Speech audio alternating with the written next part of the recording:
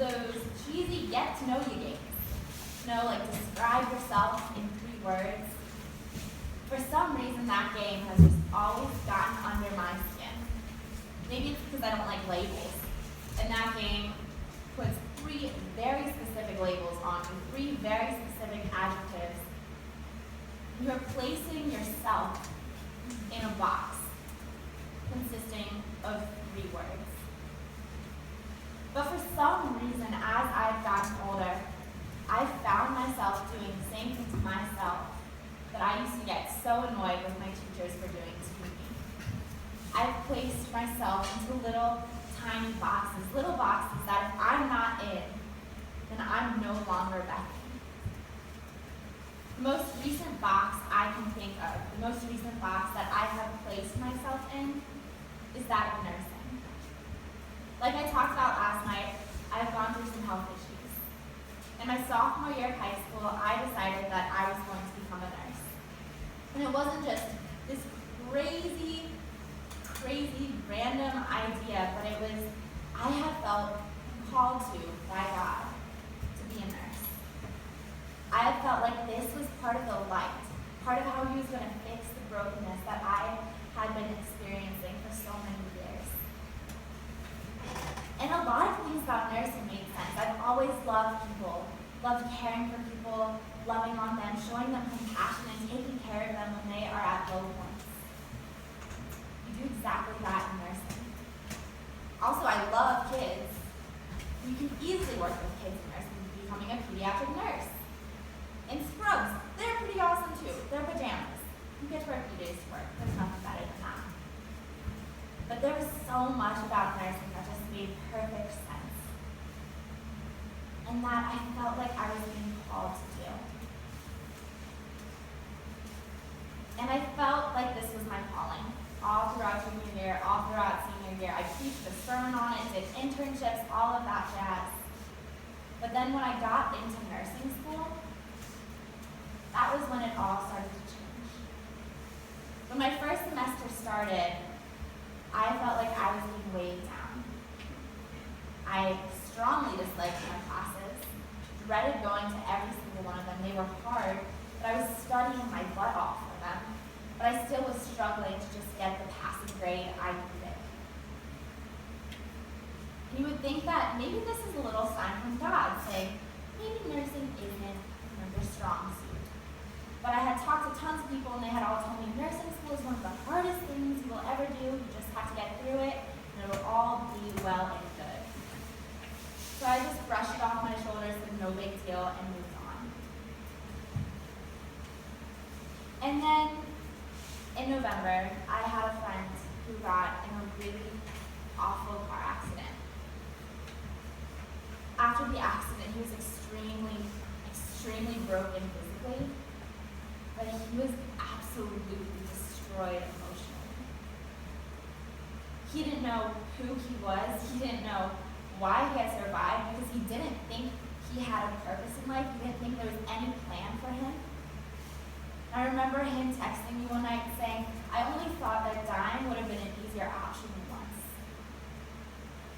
To hear your friends say that, to hear them say that they believe they have no purpose in life, it's absolutely heartbreaking.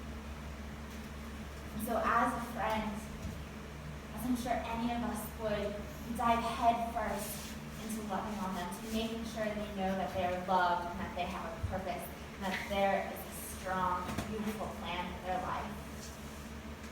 So I spent every moment I could ministering to him. Sharing the word of God, just sharing what God had done in my life, what God had done to bring me out of darkness. And I pushed things aside. I pushed studies aside. If I had a big test the next day, but he texted or called me, I would respond to him instead of studying for that exam, because that to me was more important. I felt called to ministry for a very long time, ever since I was in 5th or 6th grade. And I thought that nursing was a way to do that ministry.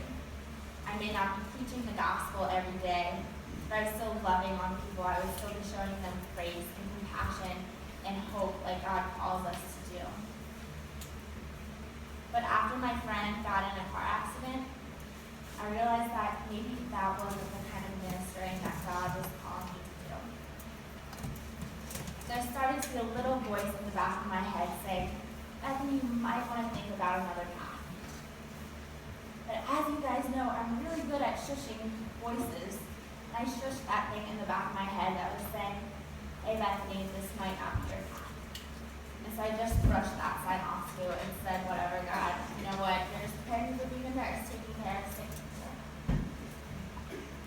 But then there was another sign, a sign that I could not ignore any longer.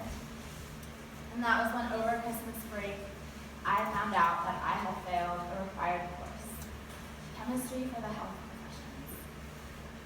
And it wasn't like failing that course was going to prevent me from becoming a nurse, because I could take it the next semester. I could still graduate on time. The problem with doing that is that I would have to take classes over this summer. This summer that I had already committed to being here in Pine Ridge, this summer that I was more excited for, more joyous for than anything in my life ever. And so it was in that moment that I realized that I had a choice to make. That I could either stay on this path of nursing, that I knew what that final destination was. But at this point in time, I wasn't so sure that was the right place for me. I didn't know if I wanted to continue down that road of stress, of pain, of worry about passing a class, about making it to the end. Or I could take this other road, this road where I have no idea where I'm going. That was extremely scary, unknown, but that I felt like I was being called to. And I had no idea what to do. I was completely split on the decision. And the only thing I knew how to do in this moment was pray. And so I prayed hard. I remember one night just sitting in bed, sobbing, like those ugly, horrible tears, and just crying out to God, saying, God, I cannot do this. I cannot make this decision by myself. I need you to lead me in the right direction, God. I'm split, I'm broken, and I thought you were calling me this way, but all of a sudden, I can't get down this road, and maybe I'm being called to this different one, but God, I need your help. I need you to take complete control of the situation. Lord, just send me a flashing neon sign. What I've learned over the years is that God has quite a sense of humor. That next Sunday in church, my pastor, Aisha, gets up front in the pulpit and starts preaching a sermon called Another Road. Thanks, God. That was the flashing neon sign that I needed. It was the sign that I needed to switch out of the nursing school, to change my major to communications and religious studies in hopes of pursuing a career in ministry. Where in ministry? I have absolutely no idea. But the moment I switched out of that nursing school, it felt like 1,000 pounds was lifted off of my shoulders. I could breathe. I was happy, excited. I had no idea where I was going. I didn't even know the classes I was taking. But I was so light and alive and excited to see what God had planned. There was a part of me that was still a little nervous that I had just completely given up this huge chunk of my life, this totally known part of my future. But as I stand here tonight, as I've stood here almost every night this summer, I know that God did not lead me astray, that He led me down the right path. God helped me break out of the box that I had placed myself in. He helped me break out of the box that I was suffocating in, that I didn't realize I was suffocating in until it was broken, until Jesus took a sledgehammer and just shattered that box. And He did this because He spent His entire life breaking out of boxes. Jesus spent his entire life breaking out of every single box that someone put him in. And in doing so, forever changed the world. There are many times throughout the Bible that Jesus goes about doing this. But tonight I want to talk about the one that Bob alluded to in that video. John 13:6-17. So Jesus is washing his disciples' feet.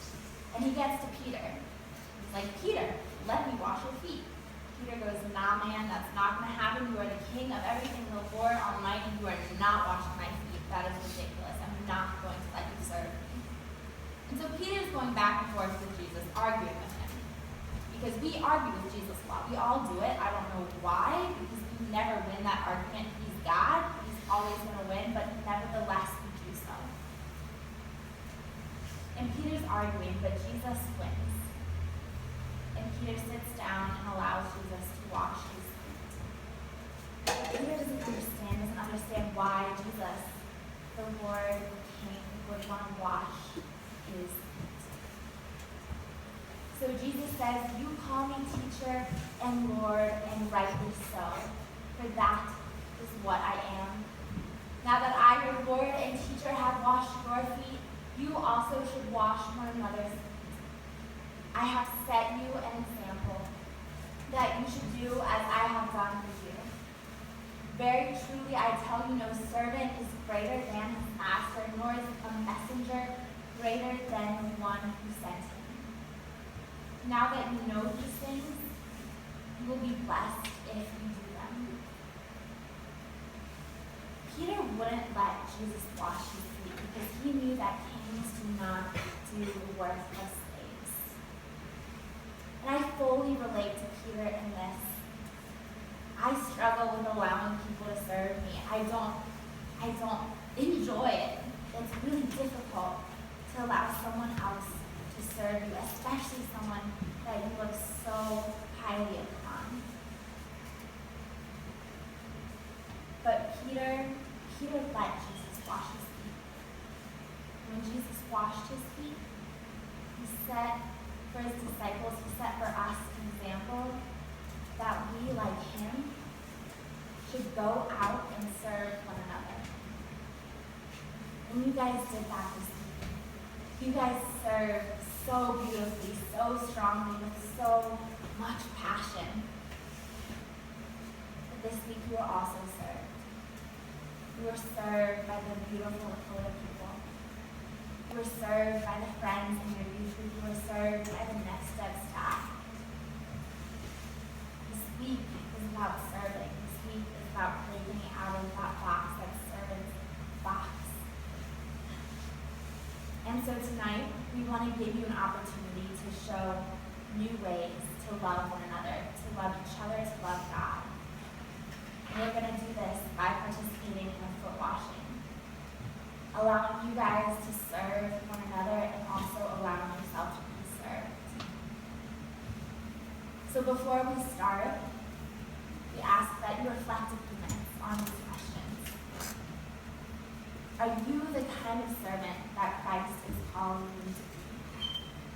Or are you motivated by pride, ego, what people think about you? And reflect on why you are here this week. Why you came was because a parent forced you, because all your friends were doing it. Did you really want to come and just serve this community? And as it's almost time to leave this place, what else do you want to get out of this week? How else do you want to serve? How else are you wanting to be served by this community?